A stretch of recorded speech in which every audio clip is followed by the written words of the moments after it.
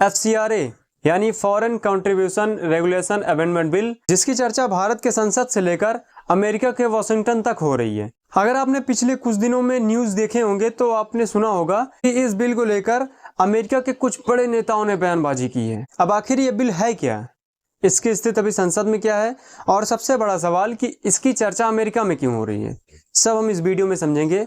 बस वीडियो शुरू करने से पहले आपसे एक विनती करना चाहते हैं, आप अगर फेसबुक या इंस्टाग्राम पर देख रहे हैं तो कृपया फॉलो जरूर कर लीजिए, और अगर यूट्यूब पर देख रहे हैं तो कृपया सब्सक्राइब जरूर कर लीजिए। आपका एक फॉलो, आपका एक सब्सक्राइब हमें मोटिवेट करता है आगे वीडियो बनाने के लिए। पहले समझना जरूरी है कि FCRA है क्या। FCRA का पूरा नाम है फॉरेन कंट्रीब्यूशन रेगुलेशन एक्ट। ये बिल भारत में पहली बार 1976 में लागू हुआ था और 2010 में इसमें सबसे बड़े बदलाव किए गए थे। आसान भाषा में कहें तो जब भी भारत की कोई NGOs, कोई ऑर्गेनाइजेशन, कोई चैरिटेबल ट्रस्ट जब विदेश से पैसा या चंदा प्राप्त करती हैं तो वह इसी FCRA के अंदर में आता है। भारत सरकार इस कानून का इस्तेमाल इसलिए करती है कि जो विदेश से पैसा आ रहा है, जो फंड आ रहा है, उसका इस्तेमाल भारत में हिंसा फैलाने या किसी आतंकवादी विरोधी के लिए तो नहीं हो रहा है। अब सरकार इस कानून में FCRA अमेंडमेंट बिल के जरिए कुछ बदलाव करने जा रही है। पहला बदलाव ये है कि अगर किसी संस्था का FCRA लाइसेंस रद्द हो जाता है,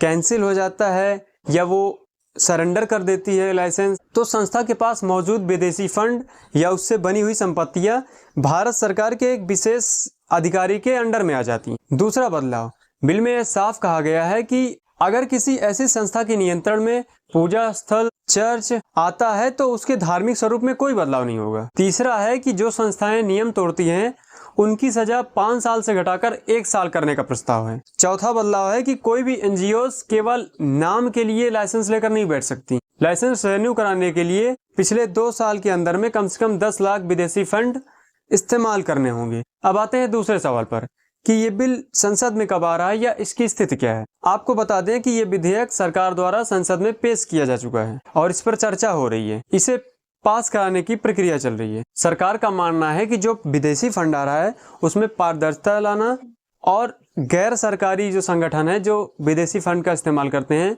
उसमें रोक लगाने के लिए ये बिल जरूरी है। लेकिन जैसे ही ये बिल संसद में आया, भारत में कम, भारत से हजारों किलोमीटर दूर अमेरिका में इसकी चर्चा ज्यादा होने लगी। अमेरिका कांग्रेस के सदस्य यानी वहां के सांसद रैली मूर, जो वेस्ट वर्जीनिया से रिपब्लिकन पार्टी के प्रतिनिधि हैं या कहें कि ट्रंप की पार्टी से हैं, उन्होंने सोशल मीडिया एक्स पर इसकी कड़ी आलोचना की है इस बिल की। मूर ने उस पोस्ट में लिखा कि ये बिल जो है वो ईसाइयों पर सीधा हमला है। उनका कहना है कि इस बिल के जरिए सरकार जो है वो चर्च को और ईसाइयों पर जाने वाले फंड को अपने नियंत्रण में ले लेगी। उन्होंने यहाँ तक की चेतावनी दी कि अगर ये बिल आगे बढ़ता है या पास होता है तो ये अमेरिका और भारत के संबंधों पर गहरा प्रभाव डालेगा। लेकिन सवाल ये उठता है कि इससे अमेरिका को दिक्कत क्या है। अब इसे समझने से पहले हमें इसके गणित को समझना पड़ेगा। देखिए, पहला है धार्मिक और मशीनरी फंडिंग। भारत में कई ईसाई संस्थाएं, चर्च या NGO जो हैं वो अमेरिका या यूरोप से ज्यादा चंदा इकट्ठा करती हैं। अब अमेरिका के नेताओं को यह डर है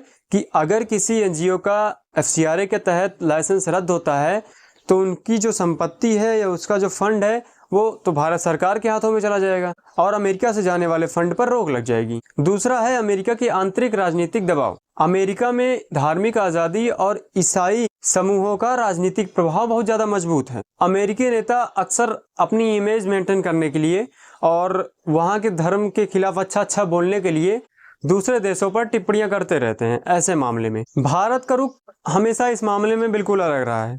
भारत का मानना है कि FCRA के तहत हम किसी भी फालतू विदेशी फंड को रोक सकेंगे जिससे भारत में हिंसा फैलती है, और भारत कहता है कि भाई साहब हमारे आंतरिक मामले हैं। किसी भी राष्ट्र को ये अधिकार है कि वो ये जान सके, ये देख सके कि जो विदेशी फंड आ रहा है वो किस रास्ते से आ रहा है और उसका इस्तेमाल कहाँ हो रहा है।